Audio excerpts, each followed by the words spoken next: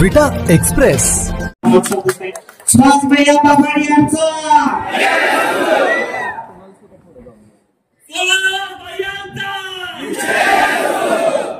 2024च्या विधानसभेच्या निवडणुकीच्या निमित्तानं महायुतीचा अधिकृत उमेदवार या नात्यानं तुमच्या सर्वांचा आशीर्वाद मागण्यासाठी आम्ही आज व्यासपीठावरचे सर्व नेते मंडळी तुमच्या समोर या ठिकाणी उभा आहे.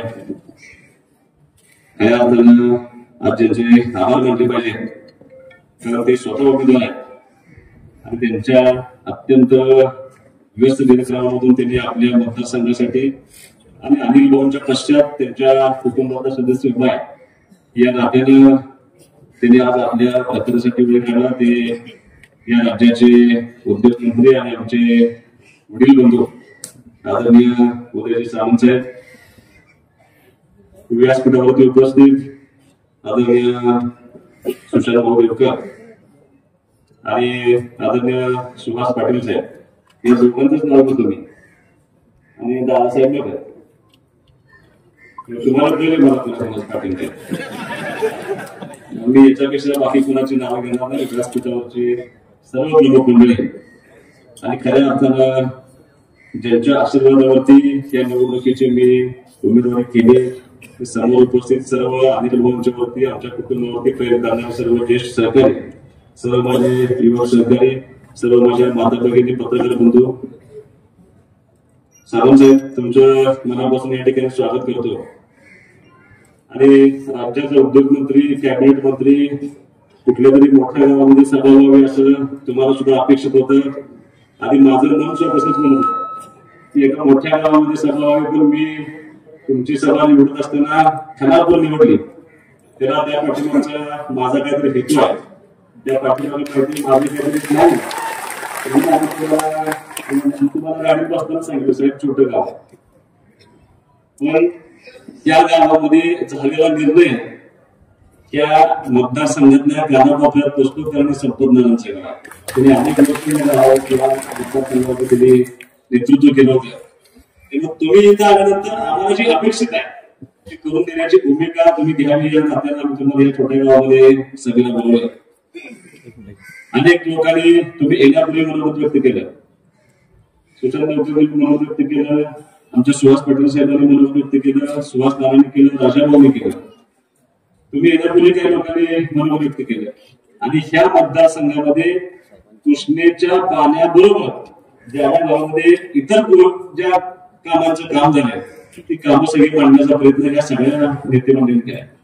साहेब मी एकमेव उमेदवार असा आहे की या मतदारसंघातल्या सगळ्या गावांमध्ये जाऊ मी उमेदवारी असं म्हणण्यापूर्वी तुम्ही मला देणारच आहात असं गैरसमज जवळपास या मतदारसंघामध्ये एक ना एक गाव त्या ठिकाणी भेटून त्यांच्या सगळ्या गावाचा आशीर्वाद मागण्याचा प्रयत्न केला.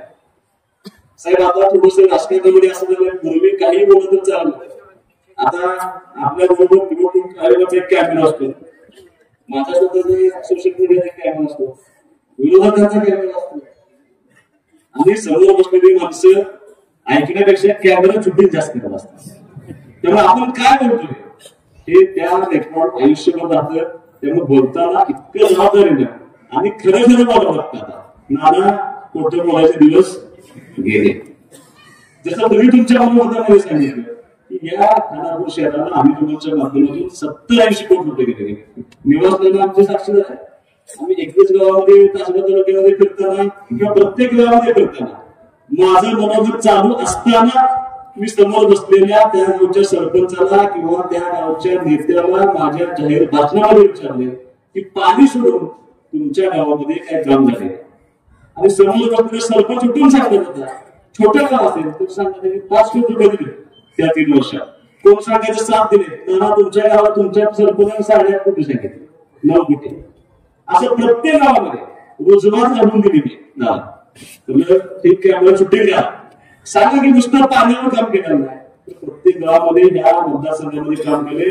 आरसलमध्ये केल्यानंतर आमच्या आरसलचा तरुण सरपंच भाषणाला उठला त्याने मला सांगितलं की मी आज भाषण करणार आहे.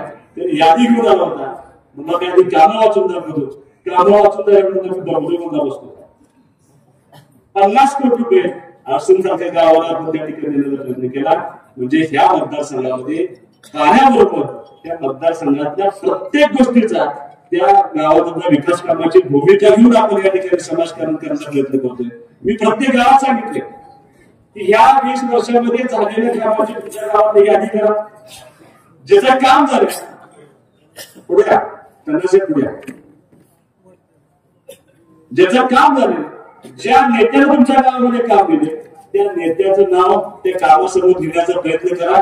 आणि ज्या नेत्याचं काम जास्त आहे त्याला सगळ्यात जास्त मतदान करा असं प्रत्येक गावामध्ये आवडते.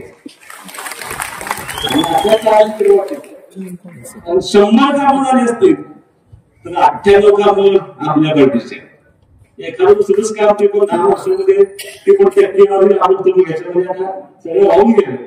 पण असं असताना दुर्दैवानं आज या विधानसभेच्या निवडणुकीला सामोरं जात असताना साहेब काही संस्कार आहेत. गेलेल्या माणसावरती तुम्ही टीका करू नये असं आपल्याला एक संस्कार आहे. पण आजही अनिल भाऊंना जाऊन 8 महिने झाल्यानंतर सुद्धा या मतदारसंघामध्ये या निवडणुकीच्या निमित्ताने फक्त भाऊंची टीका करायची एवढी एकच भूमिका घेऊन आज राजकारण केलं होते. त्यांना दोष पण देता येणार नाही.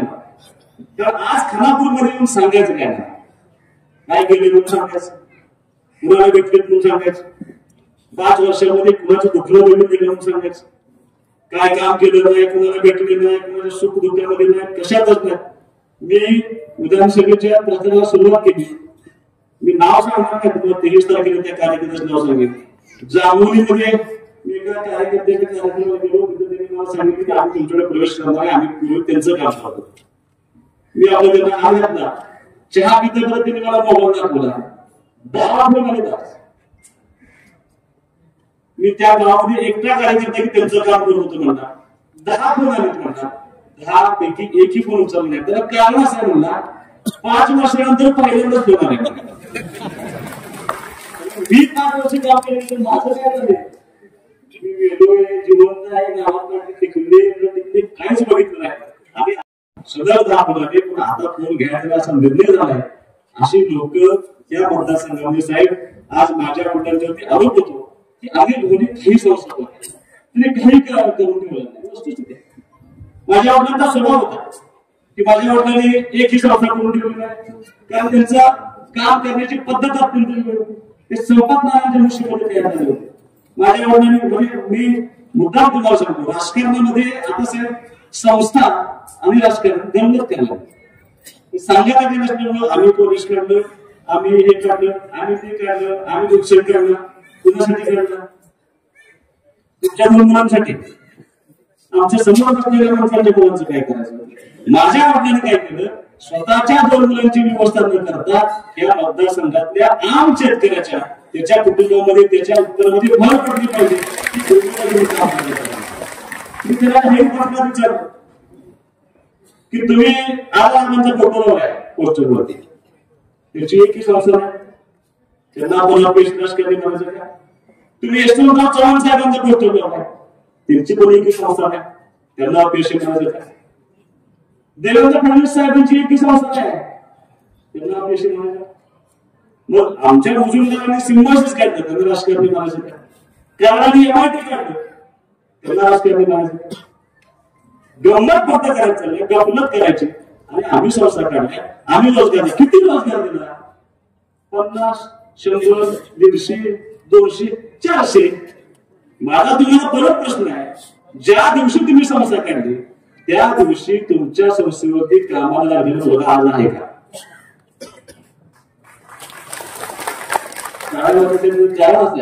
इलेक्शन आलं की भरती 6,000 पगार द्यायचा, निवडणूक संपली की 3,000 करायचं. जा म्हणून सांगायचं 3,000 करायचं, आपण सोडून ते सांगत असताना गावडच्या सभेमध्ये अमोल गावाचा मुलगा होता, जाहीर वाटण्यात सांगितलं काय करायचं म्हणला पाहिजे. 5,000-6,000 नोकरी म्हणला. वर्षाला 6 लाखाचं उसाचं बिल क्रांती म्हणून आम्ही होते जेव्हा संस्था काढली पाहिजे. माझं दुमत आज अनेक भाषणांमध्ये प्रत्येक भाषणामध्ये बोललं जातं. त्यासाठी आम्ही तुम्हाला इथे बोललो. आमच्या लोकांना सांगायला काय नाही, कोणच नाव पडले MNC झालं पाहिजे, MNC झालं पाहिजे, MNC झालं पाहिजे. MNC म्हणजे मल्टीनॅशनल कंपनी आहे. मल्टीनॅशनल कंपन्या कुठे आहेत? महाराष्ट्रामध्ये मल्टीनॅशनल कंपन्या कुठे आहेत? मुंबई, पुणे, अजून कोल्हापूर नाही, सांगली नाही, सातारा नाही, संभाजीनगर नाही. आणि मल्टीनॅशनल कंपन्या आल्या पाहिजे. कशासाठी आल्या पाहिजे? मल्टीनॅशनल कंपन्या येण्यासाठी जे असावं लागतं ना, ते निर्माण करण्याचा प्रयत्न आपल्या तालुक्यात नरेंद्र मोदी या मतदारसंघामध्ये केला. तुम्हाला सांगतो, सगळ्यात जास्त मल्टीनॅशनल कंपन्या या चेन्नईमध्ये आणि बेंगळुरूमध्ये होत्या. मागच्या वर्षामध्ये प्रचंड पाण्याची दुर्भिक्ष झाल्यानंतर सगळ्या कंपन्या बंद करून त्यांना वर्क फ्रॉम होम करायला हवं. साहेब, मी पंचायत समिती लोकसभापती असताना या सुद्धा गावाला पिण्याचं टँकर चालू. तुम्हाला आठवत नाही, गाव माहिती आहे ना, आता माझ्या माता भगिनी ठिकाणी उपस्थित आहे.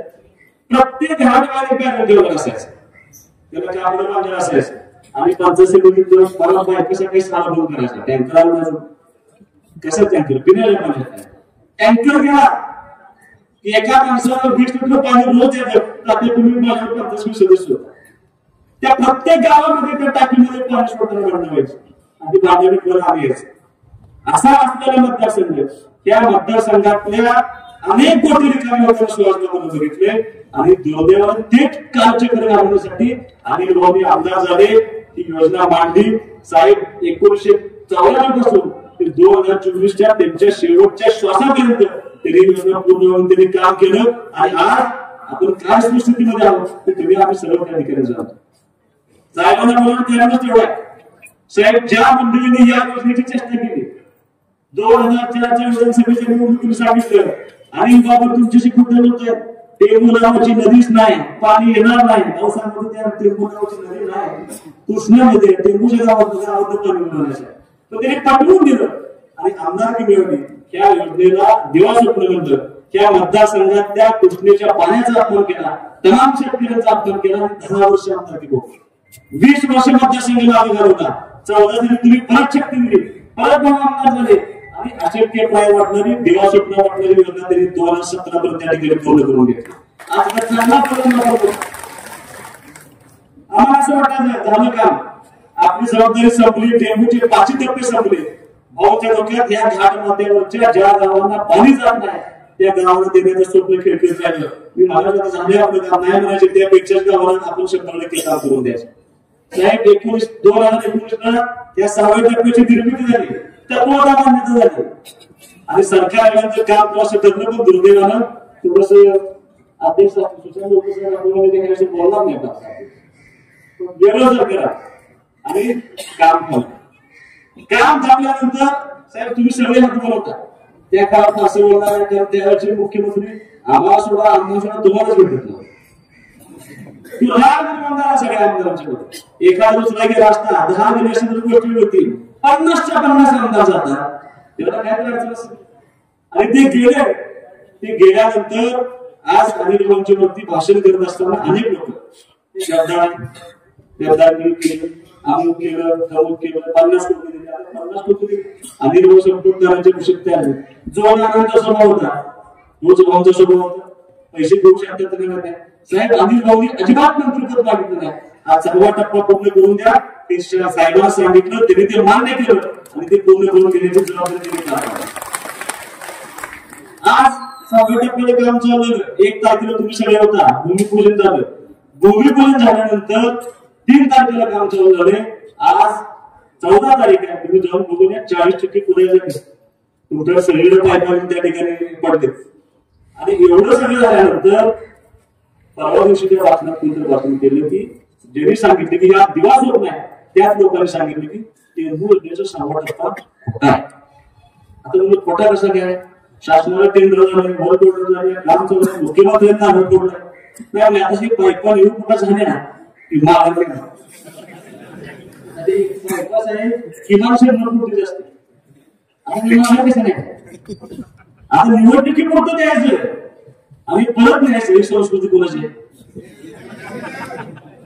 अशा संस्कृतीमध्ये आले वाटत नाही. तो भाऊंचा आरोप केला. आज तर त्यांनी काय बातमीमध्ये असं सांगितलं की ज्या वेळेला इतिहास दिला जाईल त्याला गद्दारांच्या इतिहासामध्ये अनिल भाऊंचं पासन करणार होतं. असा काय भाऊंचा आरोप केला. मी त्या गोष्टीला साक्षीदार आहे. आज त्यातला एक साक्षीदार तुमच्या समोर व्यक्त करतो. त्या भविष्याच्या काळामध्ये ज्या ज्या वेळेला या राजकारणामध्ये महाराष्ट्राचा इतिहास दिला जाईल आणि माझ्या वडिलांचं नाव आदरणीय शिंदे साहेबांच्या बरोबर, आदरणीय सावंत साहेबांच्या बरोबर, आदरणीय देसाई साहेबांच्या दिलं, तेव्हा मला अभिमान असेल. तुम्ही कितीही गद्दार म्हणता तर ती गद्दारकीचं कलंक आमच्यावरती नाही, तो गद्दारकीचा कलंक कुणावरती आहे याचं तुम्हाला निकाल त्या दिवशी तुम्हाला स्पष्ट करेल. कारण साहेब त्यांनी गद्दारकीचा आरोप केला, त्यांचा या 4 महिन्यातला 5वा पक्ष प्रवेश आहे तुमच्याकडे अध्यक्ष. मला आठवतं 1990 ते 95 काँग्रेसमध्ये होते. 95ला महायुतीच घालते कसं आहे थोडस इतिहासात बघायला जावं लागेल. 95ला युतीचं सरकार आलं, युतीचं सरकार आल्या त्यांनी लगेच भाजपमध्ये प्रवेश केला. त्यावेळेस भाजपने पैसे दिले. त्या भाषणामध्ये सांगितलं, काय सांगितलं, या हातानं कधी या हाताला मतदान केलं असं त्यांचं भाषण होतं. 95 साली 99ला परत लक्ष झालं की परत राष्ट्रवादी काँग्रेस सरकार येणार आहे. त्यांनी भाजप सोडलं आणि राष्ट्रवादी प्रवेश केले. त्यावेळेस त्यांचं भाषण काय होतं, 1999चं भाषण 99 ते 4 वापर करून घेतला. 4 साली अपक्ष उभं राहील, आमदार झाले आणि स्वार्थासाठी सगळे सामील झाले. 4 साली राष्ट्रवादी सोडली आणि विलासराव देशमुख साहेबांचा हक्क पडला. आणि ज्यावेळेला भाषण केलं होतं की या हाताने या हाताला मतदान केलं नाही, 9च्या वेळेला भाषण केलं, साहेब देता देता देणाऱ्याचे आणि हार घेतला. 9 साली विजयी झाले. 14 साली परत निवडणूक झाली. आपण साहेब शिवसेनेमध्ये आलो, तुम्ही पण राष्ट्रवादी होता. सत्ता भाजप सेनेची आली, त्यांना काय अस्वस्थतेनं जायला त्यांनी काँग्रेस सोडलं. देशमुख साहेब त्याला गेले होते. देशमुख साहेब गेल्यानंतर घंट्याचं गेले. त्यांनी एकाला विचारलं काय केलं, ज्या देशमुख साहेबांकडे गेले त्याला पंतप्रधान साहेबांनी शिवाय दिली. 14ला परत राष्ट्रवादी म्हणजे आपण आमदार साहेब मेडिकलमध्ये बघतो त्यांना प्रदेश उपाध्यक्ष केले. समोर गोष्ट आता कसं वाटतंय, आता कसं वाटतं, मी बाहेर म्हणतो टीका देतो थोडे दिवस. परत 14च्या लोकसभेला काँग्रेसचे उमेदवार सोडला आणि भाजपचे उमेदवार सोडला. परत 19च्या वेळेला ज्या भाजपच्या उमेदवाराला मदत केली, संजय काकांना मदत केली, 5 वर्ष संजय काकांना आपले विरोध राहून घेतले. आणि 19च्या निवडणुकीला संजय काकाला सोडलं आणि शरद परत तिथे काकांच्या तिकीट परत शरद पवार गटात गेले. 2.5 वर्ष परत जयंत पाटील साहेबांना वापरून गेले. आणि ज्या वेळेला सरकार बदललं सगळ्यात पहिल्यांदा मला जयंत पाटील सोडलं की अजितदादांच्याकडे. अजितदादांच्या जाताना जयंत पाटलांच्या पसंत केलं. आणि आता तिकीट मिळत नाही. 2.5 वर्ष जयंत पाटील साहेबांना वापरून घेतलं. त्यांच्या घरातले एक सदस्य डेप्युटी सीला जयंत पाटील साहेबांनी आमच्यावर सगळी ताकद दिली, सगळी मदत केली आणि अजितदादांच्या हाताने भाषण केलं. काही आम्हाला मदत केली नाही जयंत पाटील म्हणून आम्ही अजितदादांना आणि तिकीट मिळत नाही असं करत परत गेलं वापसी. परत शरद पवार गटाला. आता ह्या माणसांना नैतिक अधिकार आहे का कोणत्या बोलायचं, किती बोलताय. मी प्रत्येक गोष्टीचा उत्तर द्यायचा प्रयत्न केला. तुम्ही प्रत्येक गोष्टीच सांगितलं. माझ्या कर्तृत्व साहेब प्रसिद्धी उपस्थिती सांगितलं. वडिलांचा वारसा सांगतोय, वडिलांचा वारसा म्हणजे स्वतःच काय सांगतोय. माझ्या वडिलांना तुमच्या वडिलांचा वारसा सांगतो. इतकं प्रचंड काम केलंय माझ्या वडिलांनी.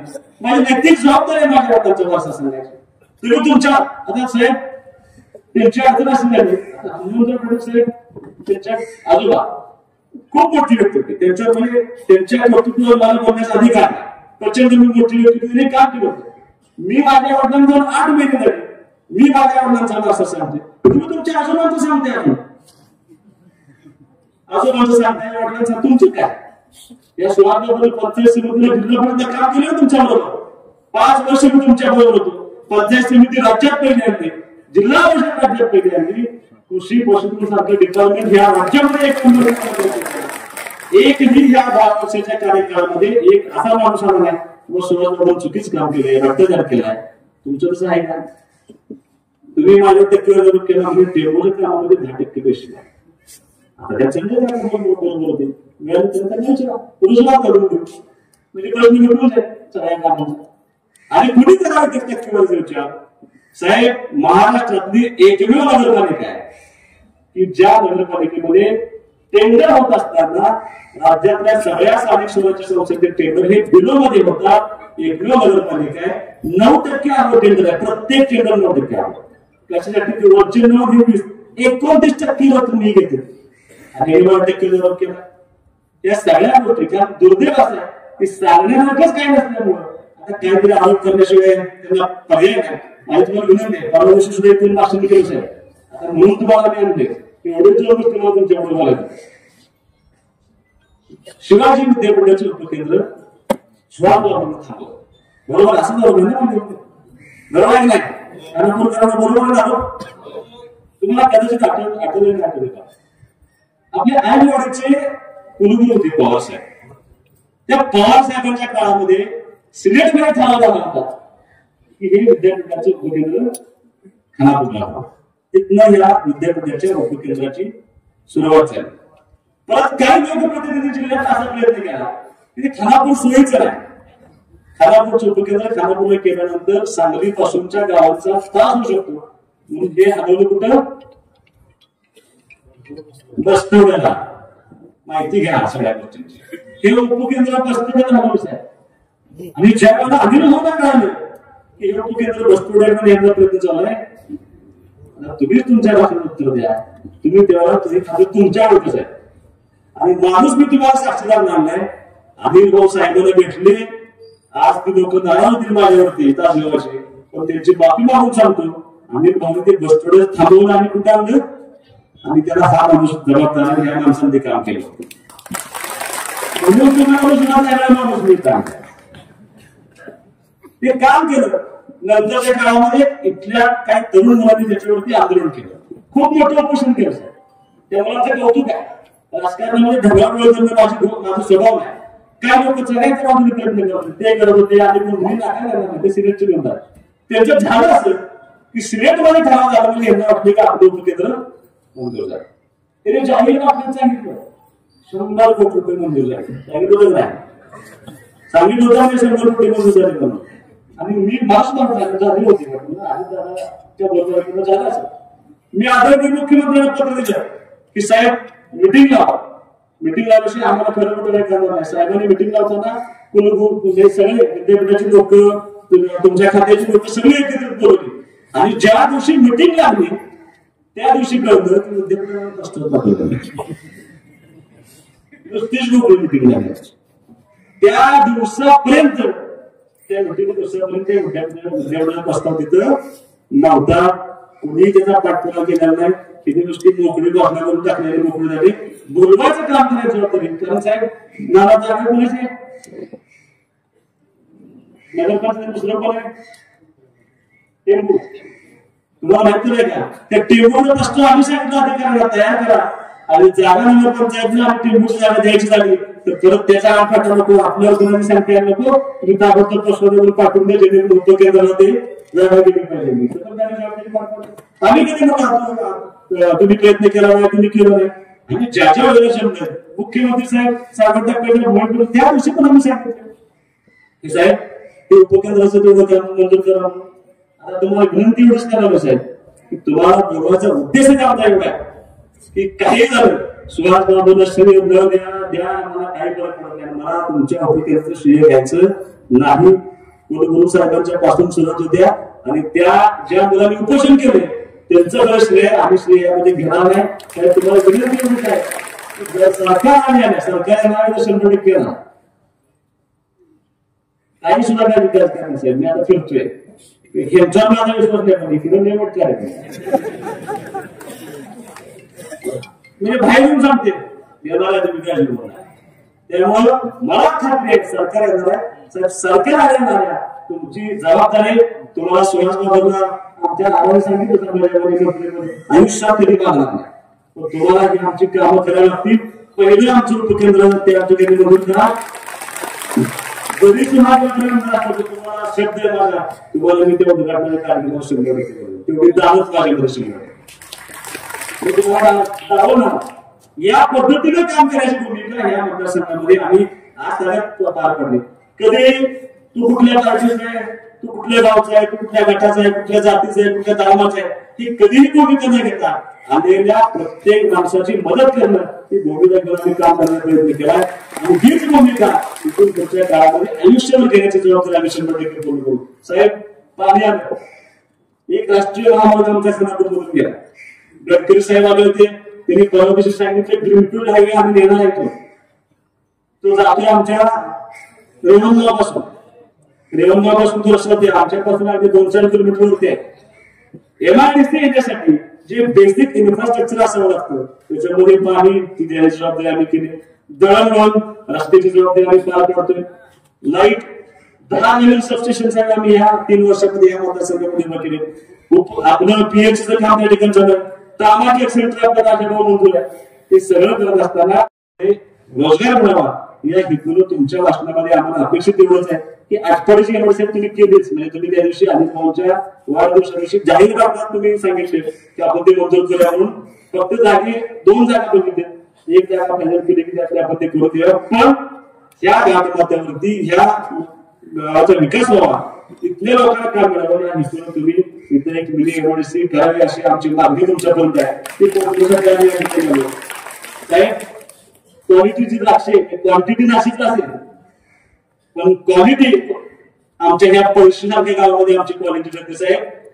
एक्सपोर्टचा दर ती ठरवणारा गाव पैसे लोक महाराष्ट्रावर जातो सगळ्या लोक एक्सपोर्टचा द्राक्ष त्या ठिकाणी होतात.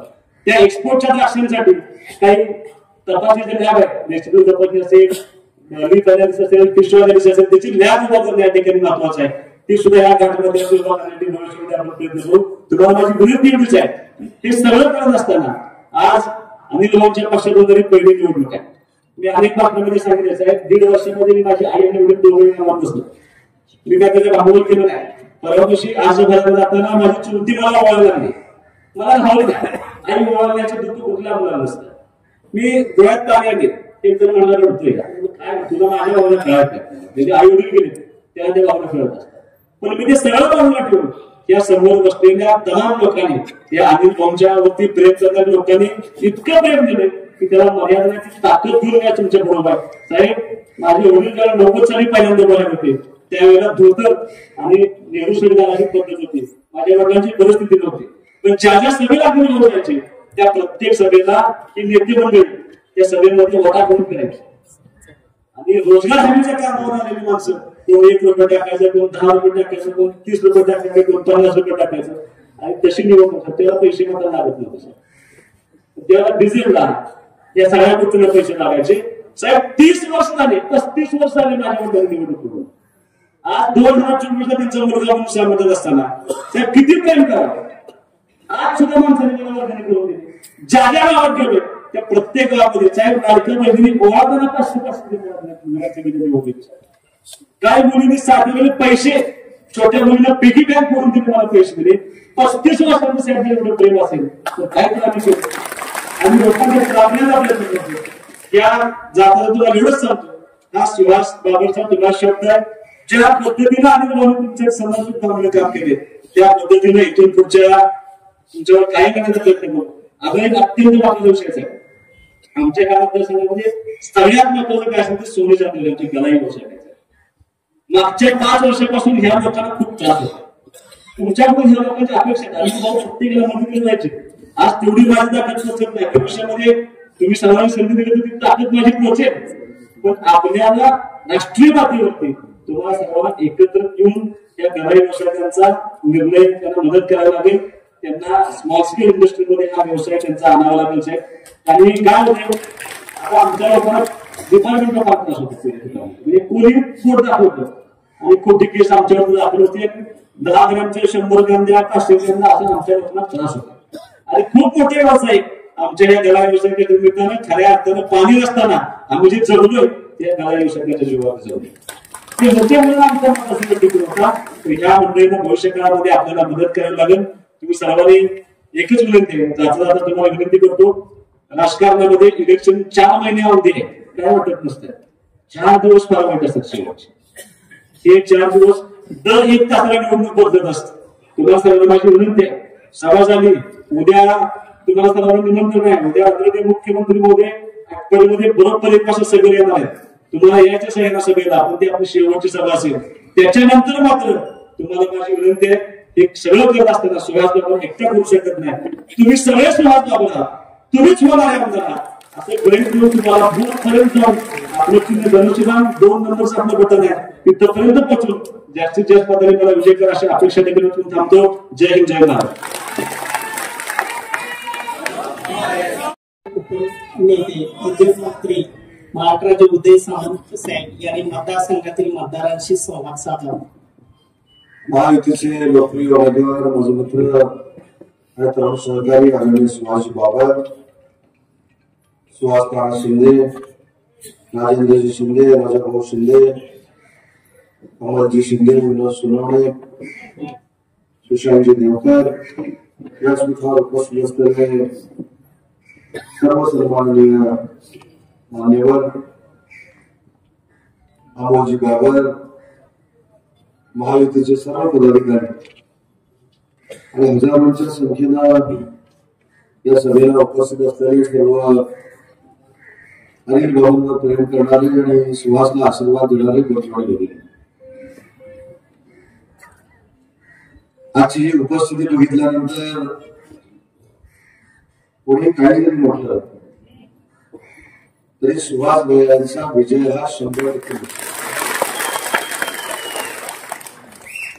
आणि ते सांगायला आता पुढच्या भविष्यकाळाची देखील आवश्यकता आहे. मी स्वतः विधिमंडळामध्ये 4 वेळा आमदार म्हणून काम केलं. राज्याचा 3 वेळा राज्यमंत्री, मंत्री, विविध महामंडळांचा अध्यक्ष राहिलो. परंतु अनिल भाऊंची कामाच्या पाठपुराव्याची दिशा फक्त सुहासला दिली नाही, तरी आमच्यासारख्या कार्यकर्त्यांना देखील दिली. आणि याचं मूर्तिमंत उदाहरण म्हणजे त्यांनी केलेलं पाण्याचं काम. मला आठवतं की नागपूरला एक कॅबिनेट मीटिंग सुरू होती आणि कॅबिनेटच्या सुरुवातीला मला आणि शंभूराज देसाई सर्वांना अनिल भाऊ भेटले आणि सुहास भाई त्यांनी आपण दोघांना सांगत होतो. आणि अनिल भाऊंचा धर्म कसा असायचा तुम्हाला सगळ्यांना माहिती आहे. ते मला म्हणाले की कॅबिनेटच्या बाहेर मी बसून राहिला. मला बाकी कोण काय मंत्रिमंडळामध्ये करतात मला माहित नाही. मुख्यमंत्री मोदयांनी माझा विषय हा कॅबिनेट मध्ये आणलाय. तुम्ही दोघांनी तिथं जर तो मंजूर करून घेतला नाही तर बाहेर मी बसलेलोच आहे. परंतु माणसामधली संवेदना काय असते मी अनुभव करू शकतो. कॅबिनेटची मीटिंग झाली. कॅबिनेटची मीटिंग झाल्यानंतर अनिल भाऊ शाल घेऊन बाहेर होतो आणि फार मोठा गुच्छ घेऊन बाहेर गेले. मला वाटलं ते पहिल्या मुख्यमंत्री मोदयांना भेटणार. तरी मला भेटून सांगितले की कॅबिनेट मध्ये ज्या पद्धतीने तुम्ही आणि शंभूराजने मुद्दे मांडले त्याबद्दल माझ्या मतदारसंघातल्या लोकांच्या वतीनं तुमचा सत्कार करण्यासाठी मी बाहेर उभाय. आणि तुम्ही दोघांनी मिळून जे माझ्या मतदारसंघासाठी केलेलं आहे ते मी कधीही विसरू शकत नाही. असा दालत असलेला नेता आज आपल्यामध्ये राहिला नाही. हे आपण सगळ्यांनी 7 जानेवारी मला आजही आठवतं. 7 जानेवारी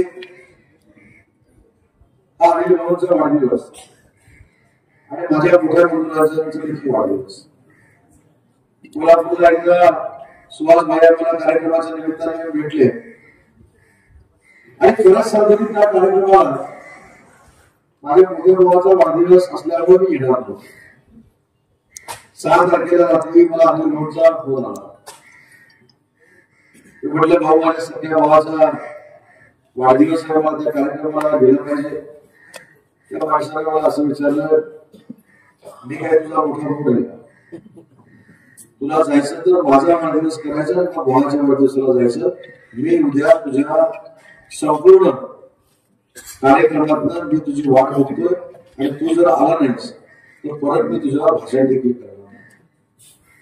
असा हक्काचा माणूस, मार्गदर्शन करणारा माणूस. कारण माझं आणि त्यांचं नातं राष्ट्रवादी काँग्रेस पार्टीपासून होतं. पाण्यासाठी कशा पद्धतीने त्यांनी पाठपुरावा केला ते आम्ही सगळ्यांनी बघितलेलं आहे.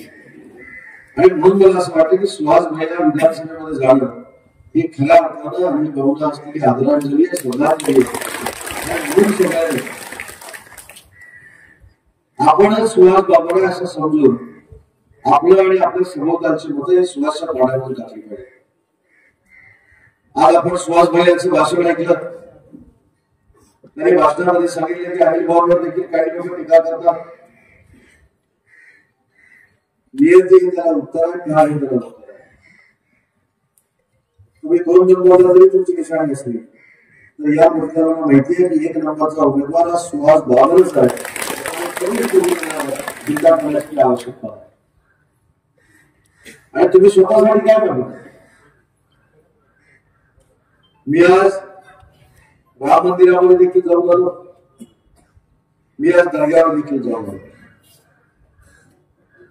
मी या परमेश्वराला स्मरून सांगतो की तासगावला दिलेलं उपकेंद्र या ठिकाणी आणण्यासाठी फक्त आणि फक्त अनिल भाऊ बाबरांनीच प्रयत्न केला. आणि सुहास भाईंचे सहकारी म्हणून आमचा शब्द आहे. महायुतीचं सरकार येणारी काळ्या दगडावरची रेग आहे. आणि हे सरकार आल्यानंतर पहिल्या 3 महिन्याच्या आत तुळशी आणि तरुण सहकार्यांची असलेली मागणी ही महाराष्ट्र शासन नक्की पूर्ण करेल. मिनी एमआयडीसी तुम्हाला पाहिजे. मिनी एमआयडीसी करून तिथल्या रोजगार निर्मितीसाठी आपण प्रयत्न करणार. हे देखील काम शासन आल्यानंतर आम्ही नक्की करू. परंतु माझा अजूनही अनुभव सांगतो. महाराष्ट्र राज्याचे मुख्यमंत्री आदरणीय एकनाथ शिंदे साहेबांबरोबर देशाच्या अनेक निवडणुकांमध्ये फिरण्याची मला संधी मिळाली. पण ज्या ज्या ठिकाणी देशभरामध्ये गेलो, ज्या ज्या ठिकाणी मी देशभरामध्ये गेलो, ज्या ज्या हॉटेलला मी उतरलो, तिथं पहिलं आमचं स्वागत करणारे तुमच्या गावातले लोक होते, तुमच्या तालुक्यातले लोक होते. कदाचित परिस्थितीला घरी बसतील पण मनाने मोठे. त्या हॉटेलच्या दारामध्ये उभी असायची. आमची ओळख न पळत मुख्यमंत्री मोदयांच्या कार्यक्रमाच्या पूर्वतयारीला आम्ही जायचो. एक शाल, एक गुच्छ आणि ती 10-15 माणसं होती. अनिल भाऊंनी तुम्हाला भेटायला सांगितलंय आणि अनिल भाऊंच्या वतीनं तुमचा आम्ही सत्कार करतो. अनिल भाऊ कुठे? खालापूरमध्ये. आमचं सरकार कुठे? बेंगलोरमध्ये, मद्रासमध्ये, चेन्नईमध्ये. ज्या ज्या ठिकाणी देशात मी गेलो त्या त्या ठिकाणी मला तुमच्या मतदारसंघातल्या लोकांनी तिथले स्थानिक असल्यासारखं अतिशय मानाची आणि सन्मानाची वागणूक दिली. आमचा सत्कार केला आणि ह्याचं कारण एकमेव होतं आणि त्यांच्यावर केलेलं अनिल भाऊंनी प्रेम, त्याला दिलेला आशीर्वाद आणि त्यांना दिलेलं सहकार्य याचमुळे देशामध्ये देखील आमचा सन्मान होऊ शकला आणि तुमच्या मतदारसंघातल्या लोकांनी केला. एवढं उत्तम नेतृत्व होतं. एखाद्या पाणी नदीसाठी माझं मंत्रिपद गेलं तरी चालेल, मला मंत्रिपद नको असं सांगणारा देशातला एकमेव जर नेता कोण असेल तर ते अनिल भाऊ. कोणी फक्त टीका टिप्पणी करत. अनिल भाऊंच्या नकाशे त्यांची तुलना होऊ शकत नाही. अशी लोक अनिल भाऊंवर टीका करतात. आई वडील गेलेले असताना मुलाच्या निवडणूक लढवतो, त्याच्या डोळ्यामध्ये अश्रू असतात, त्याची तुम्ही हेळसांड करता. म्हणून मला सांगितलं परमेश्वर सगळं बघतो. नियती आणि काळ हे त्याला उत्तर आहे. सुहासशी एवढा विजय तुमचा संपादन होईल की काही लोकांचे डोळे पाडले होते आणि परत त्यांनी पाडून बनवलं. एकच विनंती आहे. मला असं कळलं आणि तुम्हीच सांगितलं की प्रत्येक निवडणुकीमध्ये भाषण बदलतं. परत पडल्यानंतर भाषण बदललं तर फक्त तुमच्यासोबत घेऊन पुढच्या निवडणुकीला तुम्हीच सांगाल हे बघा 4 वर्ष माझ्याबरोबर होते, निवडणूक लागली, परत तिकडे गेले आणि माझ्या विरोधात भाषण केलं. म्हणजे त्याला माहिती आहे चलती कुठं असतं तिकडे ते जातात. खडखडीत जाणं कुठं असतं त्याची ती सोबत करतात. पण ती सोबत जास्तीत जास्त 4 वर्ष असते असं तुम्हीच सांगितलंय. आता उद्या तुम्ही सांगतील की नाही तुमच्या मत पाहिजे, तुमच्यातला माझ्यातला वाद संपला, हे झालं ते झालं आणि विजय निवडणुकीमध्ये आमच्या सगळ्यांच्या विरोधी असते. पण खोटं बोलणारा माणूस राजकारणाला टिकत नाही. आज मला आश्चर्य वाटतं, ज्या उभाट्याच्या पक्षप्रमुखांसाठी 2014 पासून या अनिल भाऊंनी वाटेल त्या स्तरावर त्यांना प्रोटेक्ट केलं, वाटेल त्या ठिकाणी जाऊन त्यांना पाठबळ देण्याचा प्रयत्न केला, परंतु त्याच्यानंतर पुढच्या कालावधीमध्ये ते आपल्याला भेटू देखील शकले नाही. हे आमचं दुर्दैव आहे आणि त्याच्यामुळेच एकनाथ शिंदे साहेबांनी उठाव केला. आज माननीय मुख्यमंत्री एकनाथ शिंदे साहेबांच्या उठावामध्ये आणि मुख्यमंत्री पदामध्ये जर सिंहाचा वाटा कुणाचा असेल तर या मतदारसंघाचा आणि मी देखील प्रामाणिक माणूस आहे. अनिल भाऊ हे पहिल्या पळीचे खेळाडू होते, त्यावेळी आम्ही दुसऱ्या पळीचे होतो. पण अनिल भाऊनी एकनाथ शिंदे साहेबांबरोबर हे धाडस दाखवून नसतं, उदय सामंत देखील उद्योगपती झाला नसतात. त्याच्यामुळे सुवर्ण पावलं हा खूप आहे. हा फक्त आणि फक्त अनिल भाऊंचा मुलगा म्हणून नाही, आज अनिल भाऊंचा संपूर्ण सहवास आपल्याला नसताना त्यांचा विचार पुढे घेऊन जाणारा एक दूत म्हणून उभा आहे. त्याची नोंद देखील आपल्या मतदारांनी घेतली पाहिजे आणि त्यांच्या पावलावर पाऊल टाकून जर सुहास भाईला भविष्यामध्ये काम करणार असेल तर मताधिक्य वाढून तो विधानसभेमध्ये गेला पाहिजे. आज अतिशय चांगल्या पद्धतीची तरुण भाई त्यांच्या बरोबर आहे, युवकांचा मुद्दा त्यांच्या बरोबर असतो. आता मी येत असताना उत्साह बघितला, हा उत्साह भल्या राजकीय कारकिर्दीमुळे मला मिळत नाही. पण सुहासची मला आपल्याला एक विनंती करायची, आपल्या घराचा वारसा सत्ता देखील नाकारण्याचा, सत्ता देखील नाकारण्याचा. जो काँग्रेसच्या लोकांनी सांगितले की तुम्हाला जिल्हा परिषद अध्यक्ष करतो, परंतु भाजपाची साथ सोडा तर तुम्ही मिस्टर माणूस कसा असतो. आणि मोदी सांगितलं एक वेळ राजीनामा दे, परंतु जिल्हा परिषदेचा अध्यक्ष व्हायचा नाही. ही भाजपाला कमिटमेंट केलेली आहे, भाजपला पण दिलं शकते एका घरात असा सांगणारा स्वाभिमानी नेता हा तुमच्या घरामध्ये होता. त्याचे चिरंजीव जनता फार ऐकत असते, बघत असते आणि त्याच्यावर पण ठेवत असते. तुम्ही जरा या गर्दीकडे जर बघितलं, तुम्ही मला सांगितलं छोटासा गाव, हा छोटासा गाव जरी असला तर तुमचा ऐकण्यासाठी, तुम्हाला आशीर्वाद देण्यासाठी जे हजारो लोक जमतात, तुमचा विजय हा निश्चित आहे. परंतु हा विजय मिळाल्यानंतर त्या सगळ्यांची कामं करणं ही तुमची माझी देखील जबाबदारी आहे. आणि मी इथं आपण काही निर्माण केली नाही. जे अनिल बाबासाहेबांनी आम्हाला सहकार्य केलं, आमच्या राजकीय जीवनामध्ये देखील आम्हाला ताकद दिली, अशांचे चिरंजीव आणि सुपुत्र उभे असतात तर आमच्या सरकारचा प्रचाराचा हमीचा वाटा असतो. परंतु तुमच्या वडिलांनीच केलेलं काम एवढं उत्तम आहे, ते बघून आमच्यासारख्याने आमच्या मतदारसंघामध्ये जर काम केलं आमचं देखील मताधिक्य 5,25,000 वाढू शकतं. या सरकारमध्ये मी आलो, तुमच्या मतदारांमध्ये भविष्याच्या राजकीय कारकिर्दीमध्ये माझ्या मतदारसंघामध्ये जाऊन मला काय करायचं आहे त्याची देखील मला कल्पना आहे. दोन्ही असतात, राजकारण या स्वार्थी असतो, तुमच्या प्रचाराला चालूच, पण तुमचा प्रचार करत असताना ते खूप कसं झालं, पाणीदार आमदार म्हणून नाव कशा पद्धतीनं पडलं.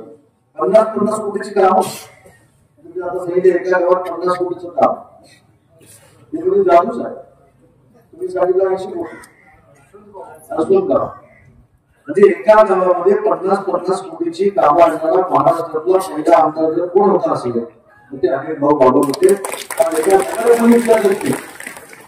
एक लाख लोकवस्तीच्या नगरपालिकेने देखील 50 कोटी रुपये मिळत नाही. ते एका गावाला 50 कोटी रुपये आणण्याची दानत आणि धमक आपल्या अनिल भाऊमध्ये होती आणि म्हणून सुहास भैया विधानसभेमध्ये गेले पाहिजे.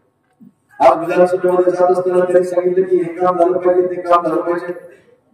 मला खात्री आहे की आम्ही जर काम केलं नाही तिथे तुमच्या वतीने विधानसभेमध्ये आला होतो आणि नुसतं आम्हाला होणार नाही, ते काम पूर्ण होईपर्यंत विधानसभेचा सदस्य म्हणून, आमदार म्हणून वेळ पडल्यास आमच्या आम्हाला जरी म्हणलं लागलं तरी सुहास भैया पाटील एवढ्या ताकदीचा एक विभाग करायचा, ताकदीचा एक नेता, ताकदीचा एक उमेदवार माननीय एकनाथ शिंदे साहेबांनी, देवेंद्रजी आणि अजितदादांनी विभाग घेतला. आणि मला हा पॅटर्नच कळत नाही. म्हणजे मी आल्यानंतर 10-15 मिनिटं शांत होतो. पॅटर्न काय सगळ्यांचीच आशीर्वाद, कैलासवासी आनंद पाटील साहेबांचा आशीर्वाद, विद्यार्थी आमच्या जिल्ह्यात फोन झाला त्यांचा आपण आशीर्वाद मला असं वाटतं की प्रधानमंत्री साहेबांचा देखील आशीर्वाद असतो म्हणजे हा 16 मेचा पुढचा पॅटर्न नाही घेत मला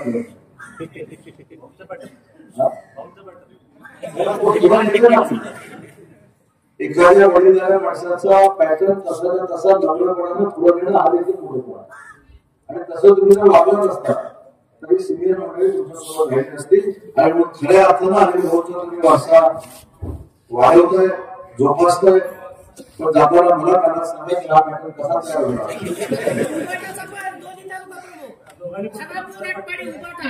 तयार होणार उमेदवार आमचा पाठीलाच मिळाला त्याच्यामुळे हा पॅटर्न जर आमच्यासारख्या प्रत्येकाला मिळाला तर मला असं वाटतं की महायुतीच्या जागा 288 पैकी 250 येणार मनापासून सांगतो की अनिल भाऊंचा आशीर्वाद तर आहेच आज अनिल भाऊ इतर असतील तिथं ते आशीर्वाद देत असतील पण शेवटी त्यांचा वारसा पुढे नेत असताना वारसा पुढे नेणाऱ्या माणसामध्ये देखील क्वालिटी आहे जसं मगाशी आपण सांगितलं की नाशिकची क्वालिटी द्राक्षाची इतकी क्वालिटी तशी नेत्यांमध्ये देखील क्वालिटी जर सर्वश्रेष्ठ कोणामध्ये असेल उमेदवारांमध्ये ती सुहास भाईंमध्ये उद्या राज्याचे मुख्यमंत्री आदरणीय एकनाथ शिंदे साहेब देखील येणार आहेत त्याला देखील सुहास बाबा मतांना निवडून येणार आहे हे दाखवण्यासाठी लाखोच्या संख्येने तिथे उपस्थित राहिलं पाहिजे आणि त्याला देखील एक विश्वास दिला पाहिजे की अनिल भाऊंच्या पश्चात आणि सुहास भाईंबरोबर ठाक करणार होत्या आम्ही सगळे त्याच्यासोबत उभे आहोत मी तुम्हाला शब्द देतो शिंदे साहेबांच्या वतीनं देवेंद्रजींच्या वतीनं आणि अजितदादांच्या वतीनं या मतदारसंघामध्ये सुहास भाई जे जे काय सांगेल ते करण्याची भूमिका सरकार आणि ठाकूरला का सांगतो तर आज लिहून ठेवा ज्यांच्याकडे पेन आहे कागद ठेवून ठेवा आणि 23 तारखेला माझा मोबाईल नंबर घ्या आणि मला फोन करा 175 पेक्षा जास्त जागा जिंकून महायुतीचं सरकार त्या महायुतीच्या सरकारमध्ये फार मोठ्या मताधिक्यानं तुमचे देखील आमदार असतील याच्याबद्दल माझ्या मनात पण मताधिक्य एवढं द्या की खऱ्या अर्थानं अनिल भाऊला आनंद झाला पाहिजे अनिल भाऊला वाटलं पाहिजे तिथे की माझ्या पश्चात माझा मतदारसंघ सांभाळणारा माझ्या लोकांना बरोबर घेऊन जाणारा माझ्या लोकांना साथीने नेणारा आणि माझ्यासारखीच माझ्या सगळ्या लोकांना वागणूक देणारा माझा मुलगा हा फार मोठ्या मताधिक्याने विधानसभेमध्ये गेलाय आणि माझं स्वप्न पूर्ण करण्यासाठी गेलाय हे समाधान जिथे उपलब्ध असतील त्याला बघण्याची संधी आपण सगळ्यांनी मिळून प्राप्त करून द्यावी एवढीच मला या सभेच्या निमित्तानं विनंती करायची आहे असा असतो ते सांगतो मी माझं बरोबर संपवतो 7 जानेवारी सुरुवातला देखील सांगितलं 7 जानेवारीला मी हेलिकॉप्टर देखील विमानात आलो होतो हेलिकॉप्टर आलो आणि भाऊ माझ्या बाजूला बसलेले होते तुम्हाला मी सांगितलं की भाऊंचं बोलणं आणि अधिकारवाणीने आमच्या सगळ्यांवर कायमस्वरूपी चालायचं मी भाऊला विचारलं भाऊ भाषण करून जाऊ का मला आवडली मला कार्यक्रम प्रभावित करून आता आधी भाऊने सांगितलं म्हटलं विषय संपला एवढ्यात गाणं झाली की मला पायलटचा फोन आला की हेलिकॉप्टर घेऊ शकतो आणि माझं जीवन काही भाऊने आग्रह करून ठेवलं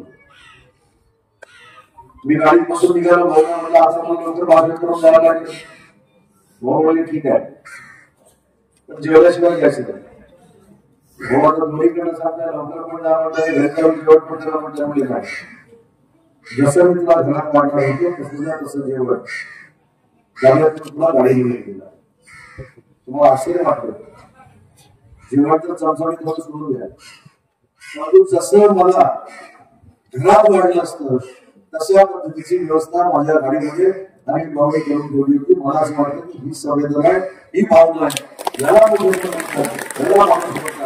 त्यानंतर माझ्या वाढदिवसाला अनामंत्री आणि गेला मला काही फरक पडत नाही, माझं काम झालं असा वापर करून घेण्याचा आपण यत्न होता आणि तसेच त्यांचे चिरंजीव आहेत. आणि म्हणून मला विनंती करायची आहे, धनुष्य बाळासाहेबांचं बटन दाबून फार मोठं विक्रमी मोठा देखील आपण सुभाष भाईला निवडून द्यावं.